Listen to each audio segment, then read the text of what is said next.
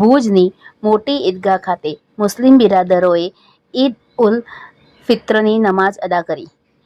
ભુજના હૃદયસામાં હમીસા તળાવ કાંઠે આવેલ મોટી ઈદગાહ પર મુસ્લિમ બિરાદરોએ ઈદ ઉલ ફિત્રની નમાઝ અદા કરી હતી। આ ઈદ નમાઝમાં મોટી સંખ્યામાં મુસ્લિમ બિરાદરો એકત્રિત થયા હતા અને 29 દિવસના રોજા રાખી ખુદાની બંદગી કરી અને આજ રોજ ઈદ નમાઝ અદા કરી હતી। ઈદ નમાઝ બાદ દુઆ માંગવામાં આવી હતી, જેમાં ભારત દેશમાં ભાઈચારો અને કોમી એકતા બની રહે તેવી ખુદા પાસે દુઆ માંગવામાં આવી હતી અને મુસ્લિમ સમાજના અગ્રણીઓએ કચ્છના તમામ હિન્દુ મુસ્લિમ ભાઈઓને ઈદની મુબારકબાદ પાઠવી હતી અને ઈદ નમાઝ સૈયદ ખેર સાબવાએ અદા કરી હતી। આજે અલ્હમ્દુલિલ્લાહ તમામ મુસલમાનો રમજાન મહિનાની રોજા રાખી તરાબિયાની નમાજ અદા કરી અને આપણા દેશ માટે જે દુઆ કરી છે। આજે 1 મહિનો પૂર્ણ થયો। આજે ઈદગાહ નમાજ પઢી ને માનવ જાત માટે દુઆ પણ કરી છે।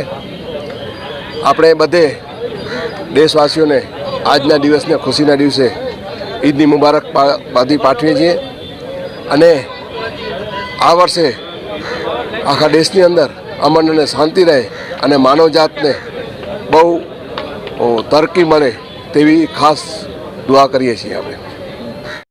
अस्सलामुअलैकुम वरहमतुल्लाहि वबरकातुहू। તમામ કચ્છના અને ભુજ શહેરના હિન્દુ મુસ્લિમ ભાઈઓને મારા તરફથી તેમજ મુખ્ય ઈદગાહ સમિતિ વતીથી ઈદ ઉલ ફિત્રની ખૂબ ખૂબ મુબારકબાદી પાઠવું છું।